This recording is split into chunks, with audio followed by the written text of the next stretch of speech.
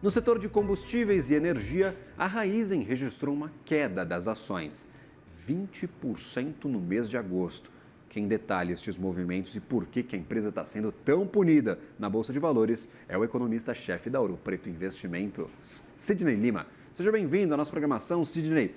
O que está acontecendo com a tal da Raízen? Eu trouxe a novidade, vendeu mais duas plantas, duas usinas. Na semana passada subia, hoje está subindo 5%, mas mesmo assim, para correr atrás do prejuízo, ainda tem bastante chão. Bem-vindo. Olá, obrigado. É uma honra estar aqui com vocês novamente. Então, a Raizen já é um caso que vem aí há vários trimestres reportando resultados que têm decepcionado um pouquinho no mercado, tá? Como um todo.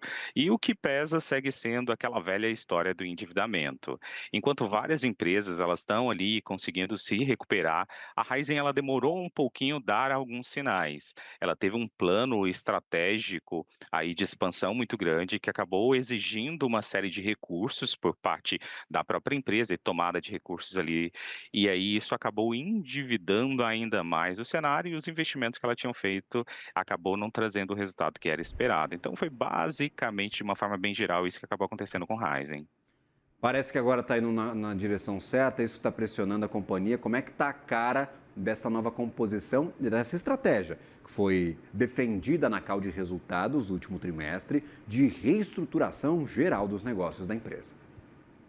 É, o que aconteceu, né, na vertente passada que a gente acabou acompanhando, é que a empresa ela acabou agravando a sua situação de endividamento por conta de uma série de investimentos, inclusive em usinas que posteriormente não trouxeram aquele resultado que era esperado, né? Então, assim, a alavancagem da empresa, ela segue sendo muito preocupante. Para se ter ideia, a gente teve ela vindo ali daquela questão de dívida líquida para EBITDA ajustado de 2,3 para 4,5 recentemente.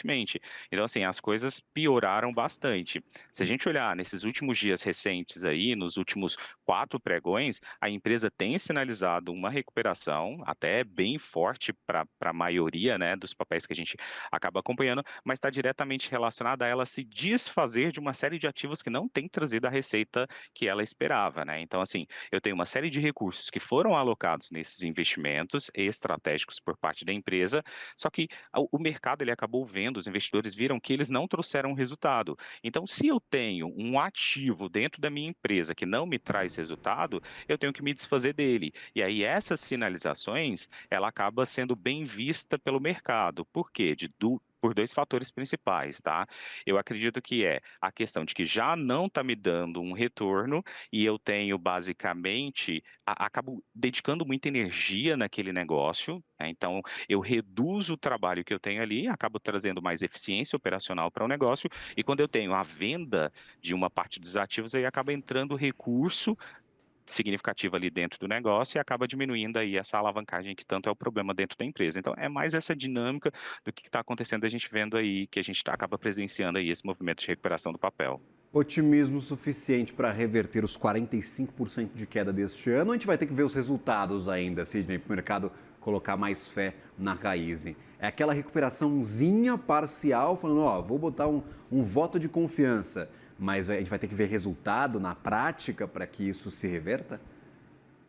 Então, nem tudo só sobe, nem tudo só sobe, nem tudo só cai, né? Principalmente quando a gente fala aí de bolsa de valores, né? O mercado sempre está colocando preço no que ainda vai acontecer. Para que de fato ocorra a concretização desses negócios e uma recuperação financeira por parte da empresa, a empresa vai ter que trazer sinais mais claros, principalmente na próxima divulgação dos resultados, porque aí o mercado começa a projetar algo diferente. Só que por si só, essa venda de alguns ativos por parte da empresa, como eu disse anteriormente, acaba trazendo esse sentimento aí positivo para o mercado, porque é algo matemático, tá? Então, assim, o endividamento da empresa, ele acaba sendo beneficiado, só que o mercado vai olhar se ela vai continuar fazendo alguns investimentos que podem não trazer tanto resultado, ou se ela vai continuar focando aí. Mas indo especificamente respondendo a sua pergunta, eu acredito que sim, é um ponto de recuperação da empresa, tá? Mas a gente ainda carece de uma série de sinais positivos de que teremos perpetuidade dessa vertente aí mais estratégica para o negócio, principalmente ali na pauta financeira e do endividamento. Aquele negócio, se a empresa depender de vender ativos, tem que ter gente disposta a comprar e por preços atrativos, né, Sidney? Sem Não falar é que a gente só tem querer também vender, a né? pauta de regulação, as regras, temos CAD, então tem muita coisa que ainda pode barrar aí no meio do caminho. Entendi, tem algumas pedras ainda no caminho da Raizen. Outra empresa que acabou sendo bastante impactada foi a São Martinho, acabou deixando o Ibovespa, enquanto a Cury acabou entrando na carteira. Como é que você vê essa nova configuração? Poucas mudanças na carteira do Ibov para estes próximos 4 meses. A gente tem aí alguns sinais, né, de recuperação do Ibov como um todo. A São Martin é uma empresa que ela acabou ganhando uma certa relevância aí ao longo do tempo, tá? É uma empresa que, no geral, ela acabou sofrendo aí também no último ano, mas ela tem sinalizado ali um movimento de recuperação também dentro dos seus números. O mercado gosta disso, mas eu acredito que é mais, não é nada tão relevante assim ao olhar do investidor esse movimento que nós temos aí, tá? Dentro de carteira e tudo mais. Veremos se vai ser sustentável, mas só o fato dela ter entrado ali para um índice mais relevante, os investidores vão olhar com melhores olhos para ela, até porque as regras agora têm que ser cumpridas de uma forma bem mais eficiente. Que eu quero trazer contigo justamente a posição do Ibovespa. Eu vou puxar aqui a cotação em tempo real do nosso índice, está nos 140 e tantos, 141.908 pontos. Uma região bastante alta para a história do Ibovespa. A gente leva em consideração, claro, nominalmente a pontuação do Ibov, a gente está ali próximo das máximas históricas. Você ainda vê espaço para que essas empresas que a gente está falando aqui estão presentes dentro do Ibovespa, a Raizen ou outras companhias, Petrobras, Vale, as grandonas, os bancos, eles ganhem cada vez mais espaço, porque a gente está vendo tarifaço, tem Selic em 15%, está difícil para o Ibovespa sair do lugar, ou você vê, talvez com otimismo, estes próximos meses para a Bolsa de Valores aqui no país? Eu defendo muito a ideia, se for olhar para a renda variável, que se olhe com a expectativa de longo prazo, né? No curto prazo, tem uma série de ruídos, a gente já está aí abrindo a porta para o contexto político muito mais relevante, que tende a impactar também a precificação dos ativos aqui no mercado brasileiro, tá? Se nós olharmos, né, como a gente que está aqui no mercado, dentro de gestão, de fundos de investimento, esse tipo de coisa, a gente olha muito para os números da empresa, para os múltiplos da empresa. Então, o preço da empresa que está sendo negociado em relação ao lucro, se está atrativo, o preço da empresa relacionado também ao patrimônio dessa empresa, o endividamento. Então, assim, se a gente olhar para a dinâmica como um todo, as empresas do mercado brasileiro, elas estão aí com os famosos múltiplos muito baixos. Então, sim, é um momento de se investir quando a gente fala de renda variável. Só que o olhar sempre tem que ser, né, investimentos parcelados e ele também tem que ser de um investimento com um olhar de longo prazo, não para resgatar agora. Porque se a gente for olhar para um resgate mais curto, a gente ainda tem aí uma Selic que traz, que ancora junto com ela uma série de investimentos em renda fixa que está sendo uma mãe. Então, talvez faça mais sentido olhar isso. Mas a diversificação sempre vai ser aí a pauta do negócio, né? E também, quando a gente fala de renda variável, tem aquele ditado, né?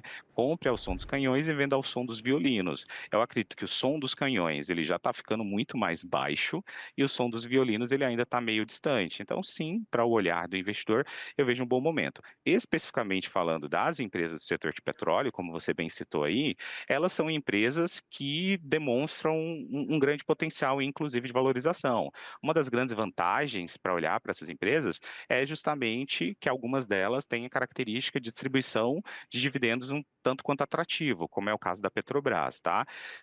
Tem o ponto negativo, que está ancorado com a precificação de petróleo lá fora. Então, assim, a gente sempre tem que estar acompanhando isso daí, mas eu vejo que temos sim uma série de oportunidades nesse setor. São setores mais perenes, empresas mais consistentes como um todo. Então, se você combina aquela ótica de um investimento de longo prazo, sem dúvida é uma grande oportunidade neste momento. Perfeito. Sidney Lima, economista-chefe da Ouro Preto Investimentos, sempre bem-vindo à nossa programação. Obrigado pela ajuda em entender a situação de raiz e o que está acontecendo com a companhia. 20% de queda no mês passado, parece que agora, neste mês de agosto, já começa com o pé direito, vendendo alguns ativos. Vamos aguardar, claro, as cenas dos próximos capítulos, não só para a empresa, mas também como toda a Bolsa de Valores no Brasil, que está naquele vai ou não vai, próximo da máxima, mas com muita expectativa para crescer ainda mais. Até uma próxima. Muito obrigado e ótima semana a todos. Valeu!